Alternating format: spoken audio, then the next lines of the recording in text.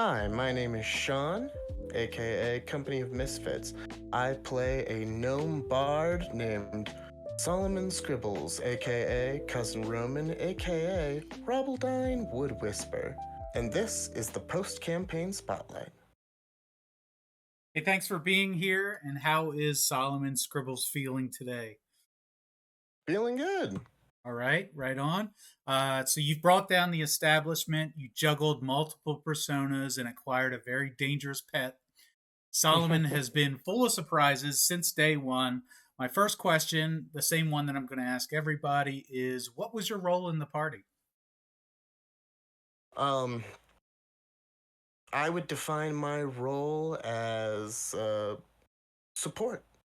I was a support character there to help everybody else get to where they needed to go. And they got exactly where they needed to go. So quite a good job Right. there, if I may say so. In a convenient way to make it look like I wasn't using them to get where I wanted to go. Exactly, exactly. I was gonna point that out. We'll circle back to that in just a minute. So going way back to the beginning, Solomon was with us for I think all but three of the episodes here. We appreciate you filling in as one of the original group dropped out. Solomon comes in, plays that support role masterfully. Is that a word? Master is. Uh, Yeah. you played it very well. Tell us about how you found the show and what it was like joining an established party. Um. Well, easier question first. I love joining an established party. It's easier to find your place in the group if the group already has all of its other sides, and then kind of fall into that spot. I like doing kind of a party fill role when I join a game. There was always a bit of mystery about Solomon's character. He always filled a need, right? But Yeah. it was always a little unclear about hey, what's in it for him. You know, it was hard to tell what was real and what was an act. So, can you tell us now how much of what Solomon said was genuine and how much was him working the party? think I think it was mostly very genuine, aside from just his persona that he was filling at any given time. He was guarded with his intentions, but not necessarily um, specifically deceptive. So I feel like his intention from jump is to, overhaul the system by any means necessary. And he learned pretty quick that the rest of the party was pretty much on board with that. Um, there was some struggles and conflicts with clerical party members at first, but like while Solomon tried to show the rest of the party like the lengths that you might have to go for the greater good, the rest of the party also showed Solomon like to keep his heart about it. Yeah, I think what Solomon always had working for him was just how charismatic he was. And I mean, you're a gifted voice actor. So I think that comes across really easily when you're taking on these different accents and you're speaking in a very believable way. I believe everything Solomon was saying. You know, you really thrived in these social situations. Is there one social situation that really sticks out as one of your favorites? Um, yeah. Honestly, and it's once again going back to the very beginning, and it was when we had, oh man, I don't know if I'm going to remember his name. When we stole the Hardway boat Yep. from Lucha Lucha Town, and we took that one guy with us. Nix. Yep. Yeah, and we went through like the whole thing, and then we started trying to finish him off, and Rosa was trying to heal him, and there wasn't much that I could do at that point. I was out of juice at that level. And the best I could do was try to get my way by talking everybody into doing what needed to be done. And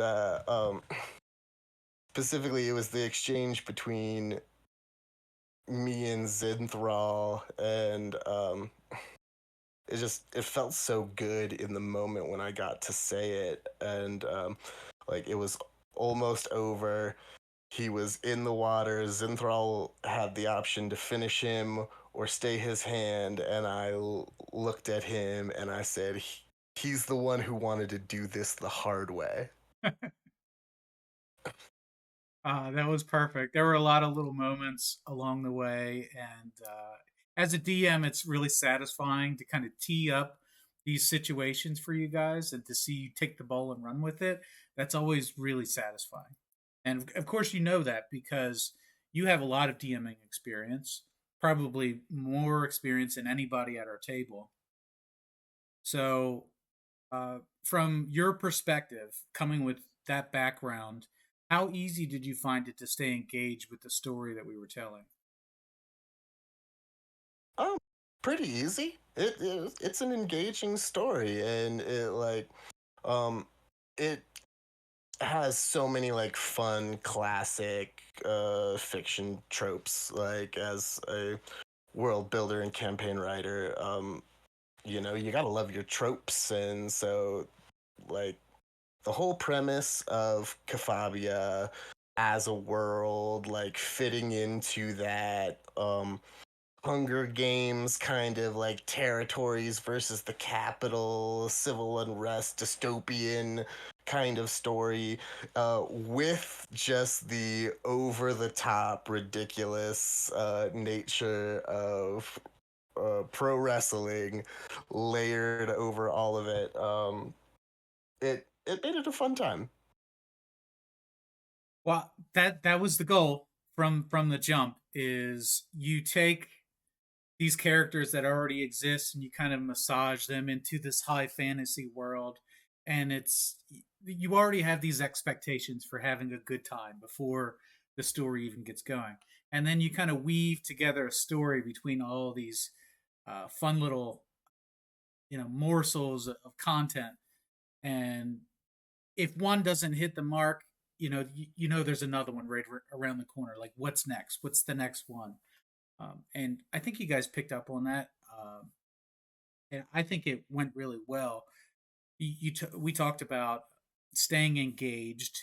Do you feel well? How strongly do you feel that the decisions that you made and your choices had an effect on the overall story?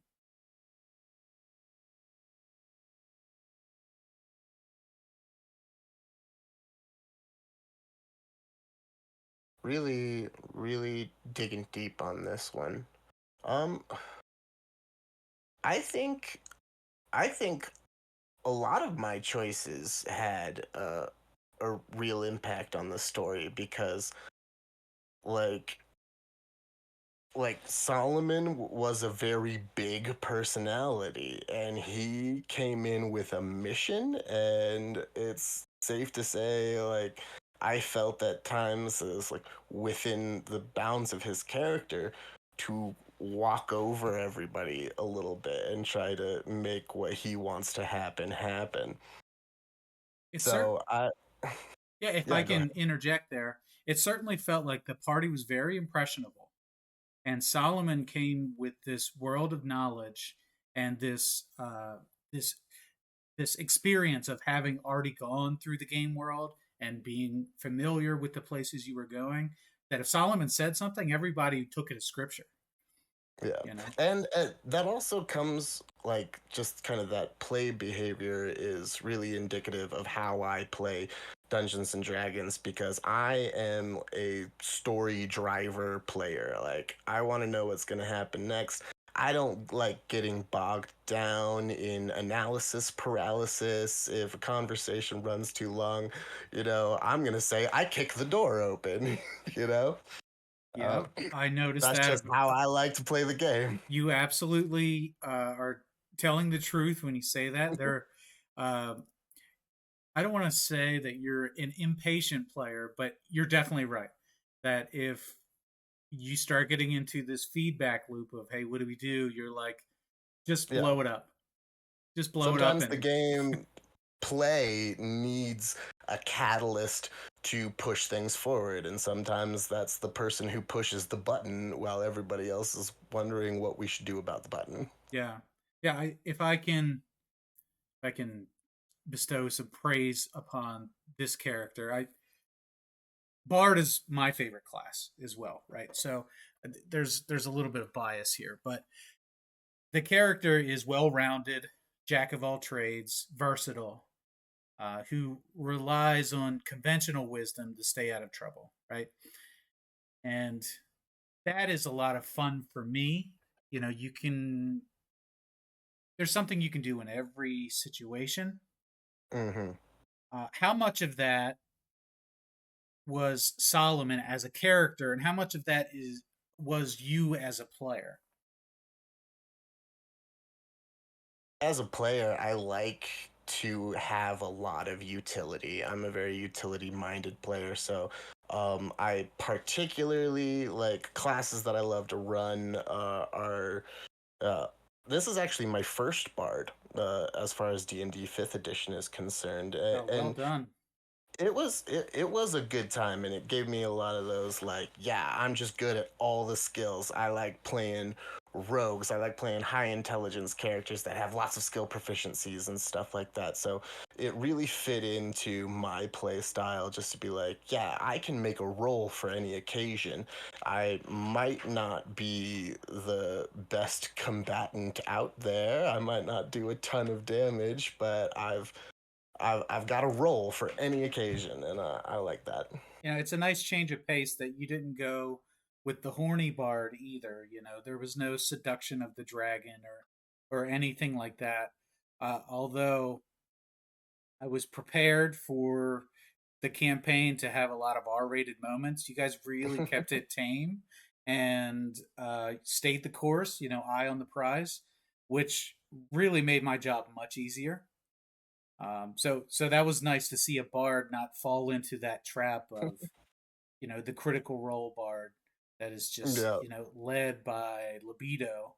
Um, yeah, not playing that character, and I don't really. That's not a character archetype I particularly have ever leaned into playing. sure, sure. So Solomon was led by something else. You know, talk to us about the Hearth Foundation. So yeah, I built Solomon with a background connection to the Hearth Foundation, this like rebel organization uh, back in the history that had kind of a big blowout and was for the most part like snuffed out by the government, and that was kind of his lead into becoming this rebel on his own, and to become a man of many faces as he went into hiding from the fallout of all of that. And yeah, that part of the history of the world really spoke to me in character creation, and uh, I like being a part of something, but also being inherently separate from it. So like I had to go into hiding and become a hermit, and then become this like master of disguise, almost super spy kind of character, um, while becoming separate from this organization that I relied on. Now, when you look at the character, uh, sometimes it's difficult to separate the character from the player, right? Like you're not necessarily playing yourself. You're playing a role, right? Hmm. When you look at Solomon, do you consider him to be brave or courageous? How would you describe him? Um, I don't know if I'd use brave or courageous as like a defining characteristic of him as a character. Um, like he has the ability to be brave if he needs to be, but really, like he's gonna try to weasel his way out of something before he has to be brave. And then, like, kind of that was the whole final arc of the campaign. Is I didn't I didn't be a weasel at all for like the last, I don't know, 5, 6, 7 sessions maybe, just because there was no weaseling to be done. It was time to step up and get in the fight. And uh, I guess Solomon is more likely to be courageous than he is to be a hypocrite. Yeah, I see that. Solomon is the type of character that seizes whatever opportunities present themselves. Right. Yeah. My favorite part of the whole story with Solomon was when he joined the hard way. Right, as cousin Roman. Yes. That Yes. was such a good time for me as a storyteller because the gloves were off. Anything you wanted to do with that was going to happen. And that was all Solomon steering that ship. Everybody else was standing back from afar, and to walk away with a satisfying explosion like that was just tickled me. Um, Yeah. Talk about the hard way for a minute. Um, that was such a good like arc of the campaign. I have to say that was like my favorite arc of the campaign. It felt so good to really like flex that angle of Solomon being a master of disguise, being able to charm his way into anything, even to the heart of their greatest enemy. As soon as it was like, yeah, we're gonna be in town for a while, and the Hardways like main hangout is here, I was like, I know I'm going into the heart, so I can, cut the head off the snake, as it were. Whatever it takes, I'm willing to subject myself to any danger. By that point in time, if it meant the success of the overall mission, and I got to go like full, super spy in that moment. Just false identity, walking into a criminal organization. That was uh, kind of a dream role playing experience, without a doubt. That was one of many faces of Solomon that we got. Of course, we had the rebel in the beginning. Then we have the member of the hard way.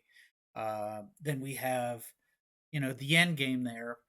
The missing part among all of those different faces is that Solomon makes a friend along the way, a little furry friend who he takes under his wing, and nobody could have anticipated that the bard would be riding a lion into battle, but it just kind of organically worked out that way, and there was no reason to say no to that. So, um, tell talk to me a little bit about Snugglecup Face Ripper, your pet fleecemane lion, and how that came to be, how it evolved over time. um, I I love Snugglecup. First of all, like petting the party, somebody's gotta claim it and take care of it and watch out for it and teach it things and whatnot. And um, I knew there was um, a vacancy in that department, so it was one part taking it upon myself to be the party member responsible for the hanger on. The other part was, yeah, baby lion, I am 1000% into having an animal companion. Because I'm an animal person and I love big cats. So what's not to love about having a pet lion? Um, and as soon as like we got our hands on some juice, it was like, okay, one day, whenever it becomes necessary or viable, we can magically age this baby lion and turn it into a viable combat resource. And and And and how did you age that lion? in the end, didn't give him any juice at all. He got hit by an attack from a terrible ghost, uh, which aged him into Lion Prime, baby. He did us a favor, that ghost. That was not supposed to happen that way, right? Like as a DM, you have to challenge your players, and when things start to seem too easy, you start throwing some curveballs. And the plan all along was to age somebody, to possess somebody, and it just didn't work out that way. Like you guys were rolling It, fantastic, but Snug got caught, and it turned yeah, out to I be a mean, blessing, you know. Snug, to be fair, had the worst stats in the party. But that didn't mean he was not formidable. Now you could have juiced Snug again at the end there, but you guys chose not to. I thought about it, but at that point, like, it would have just given him a strength buff, and, like, I don't know. It didn't feel right to use performance enhancing drugs on my little baby boy. Yeah, he did a great job. Living up to his name and just mauling the exalted one, ripping the face from the world champion there. Um, and to be honest, I had kind of forgotten that Alfarius Cone was still there at the end until you had mentioned like he sat up, right? I'm like, oh yeah. I forgot about that. But using Snug to occupy him was great because it put the focus back on the party, which is where it should have been to begin with. So Yeah. it was poetic how that worked out. And I appreciate you running with that character with Snug and teaching the commands along the way. That was fun for me, and you really made it impossible for me to say no when you had an idea. It was like, you know what, this is a great plot device to make things happen later on, where you kind of have control over this giant beast, but he can also stray away and eat that food that you said don't eat that food, Snow. So Yeah. little bit mischievous, which is what the party needed. It needed a little bit of chaos baked into it, and it just worked out Yeah. great. There were some really great Snug moments, like when we ignored the feast in Territory 1 and Snug snuck out in the middle of the night and ate it all. uh, So it was hard to tell at certain points if Solomon's quest aligned with the main quest because Solomon wasn't a contender. Solomon had been using the party to, as an ends, as a means to an end. And when the enemies went from being gang members into being undead and being cultists, there was a real question mark: is Solomon on board with this? Because this is getting to be really heavy. And I know you as a player were having some schedule conflicts, and there was a real concern that there was going to be a splintering of the party there. So I'd love to hear what that experience was like for you, especially approaching the end game. Um, you stayed to the end, which is awesome. But I'd love to hear what it was like for you.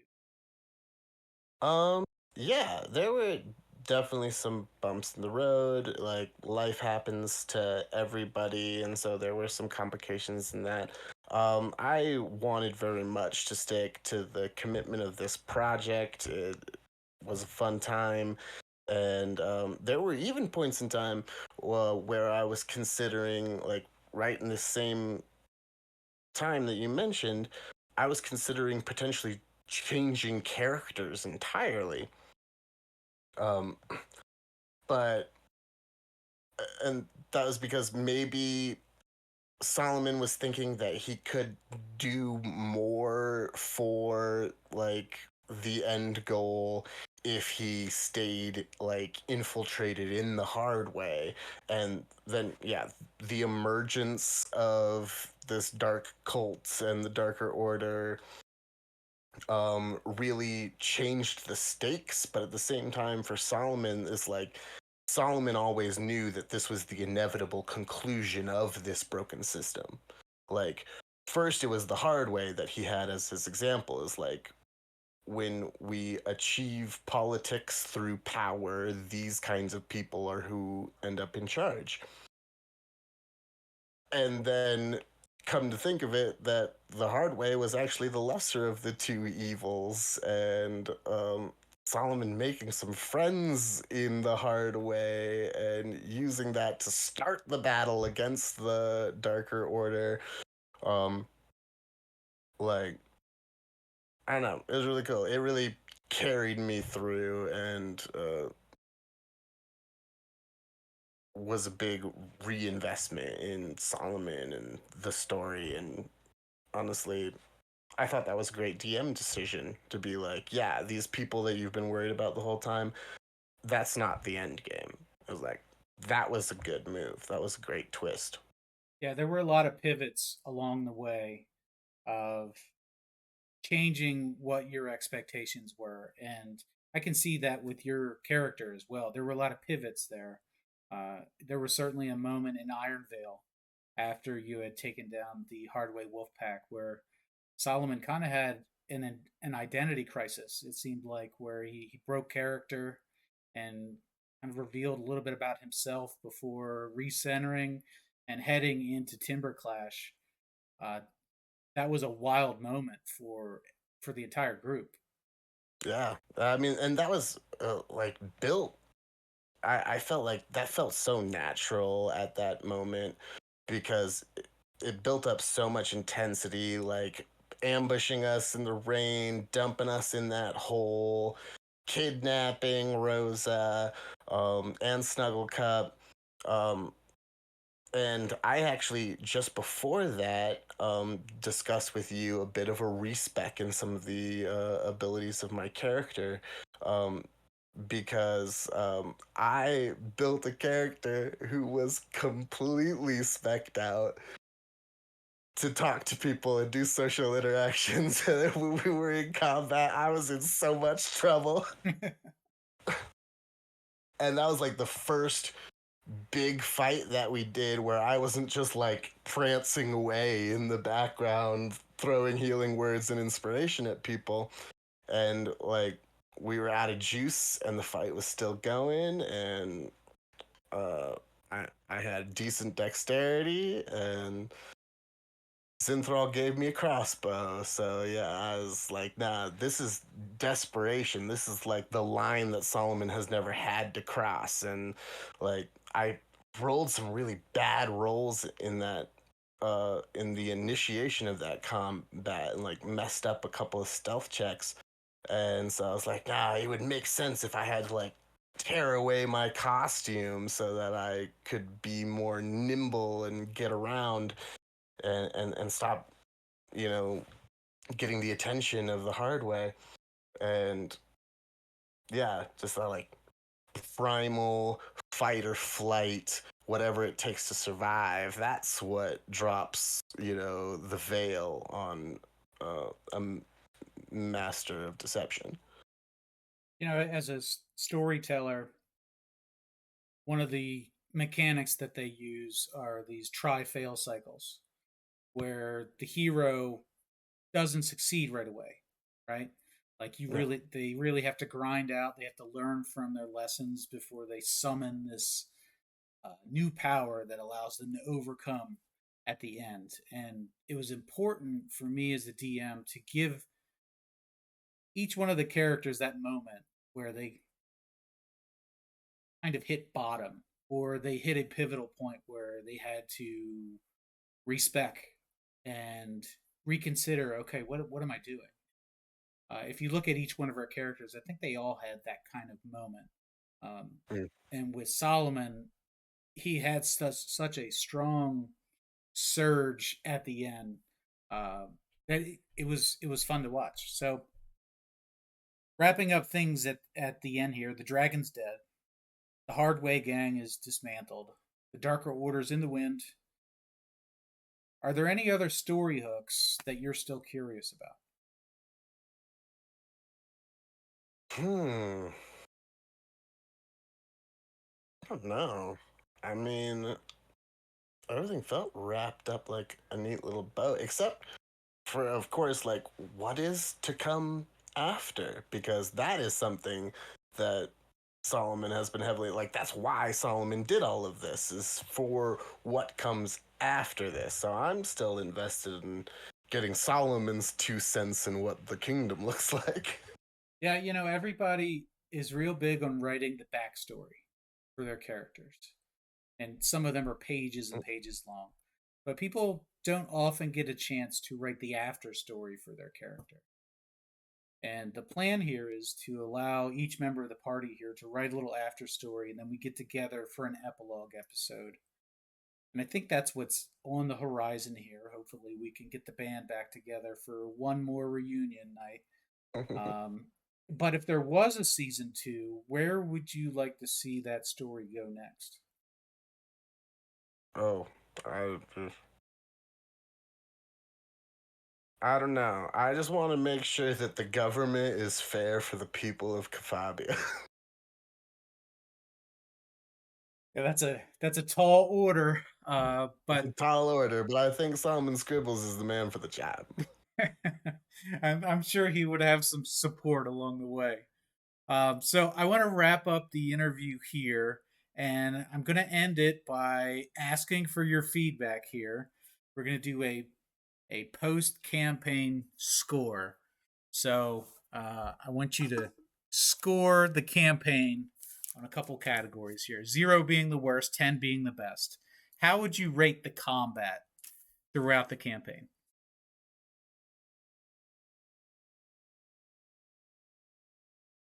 I'm gonna give you. I'm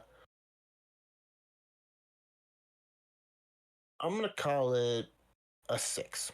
6. I'll take that. I would agree with that.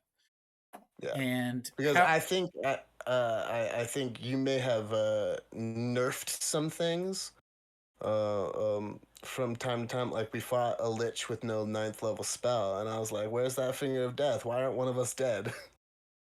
Sure. No, you're absolutely right. The Lich. The Kraken, you nerfed the Kraken for sure. Oh, had to. Everything needed to be balanced, right? So it needed to be at a level that was appropriate to what the party's level was. Yeah. So the Lich was uh, in the process of becoming a Lich, and the Hmm. Kraken was not necessarily a Kraken, just a sea monster, right? So everything Yeah. was meant to be not too hard, not too easy, no certain death. Um, but there was always a chance that somebody could die. And like we had a few like tense, really great combat. That combat with the math dude from the hard way. The whole like all of our final battles in the capital were really cool. Um, the battle with the Lich Lady was fun. But oftentimes I felt like the most confident person walking into the fight as the bard, as everybody's like the dire bears. Like everybody was so worried about the dire bears, and the whole week before that session, I was like, guys, I'm pretty sure we could just take these dire Yeah, bears. Like, why don't we just do the fight and see how it goes? And we whomped those dire bears. Like, yeah, that was one of the easier combats because action economy, right? You mm, you really were able to overwhelm them. Plus, there was another NPC there with you. But yeah, that was a fun little, that was the relevant topic at the time, right? Man or bear? Which one would you rather be yeah. stuck in the woods with? So Yep. that was the meme, and you had a choice. The whole Yeah, you I pick bear. right. I mean, bears are great, but there was always a choice in this campaign. Which territory do you want to go to next? Oh yeah. And that, for me, was a challenge to pivot and make whatever territory you go into next make sense. So Mm. the course that was taken was not the course that I wanted the party to take, but It it never was is. here we go. This is a MacGuffin quest, and we're gonna go whichever direction the people want to go. Yeah. All right, so 6 for combat. That's great considering that a lot of the rules I had to learn on the fly. I think that's right. How would we rate the exploration in the campaign? Uh, I mean, that one's a little harder to say, just because I don't feel like there was a lot of classic exploration in the game. Like, we had a few long ship journeys, but it wasn't super explorative, really. Um, I don't know. When I hear exploration, I think of like, you know, trudging through the woods or stuff like that. But I guess it could relate to like searching through dungeons and stuff.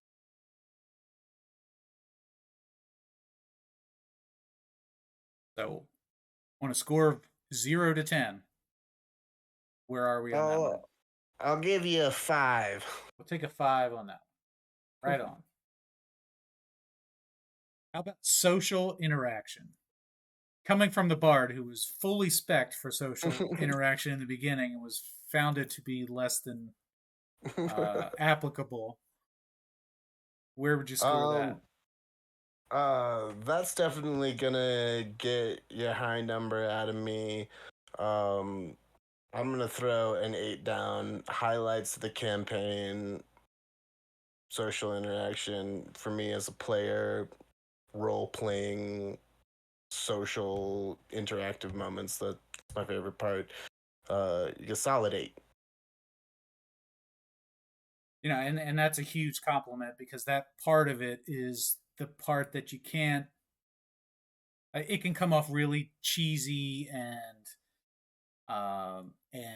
just fake if you get the dialogue wrong, right? Nobody cares about the No. characters. So, you know, with the promos and the monologues and those kind of things, you just never know if they're going to land. So there was a lot of effort putting into trying to make something that was cool and also true to the source character that it was taken from. So, 8 is great. And then final score here, the overall story. How satisfying was the overall story for you?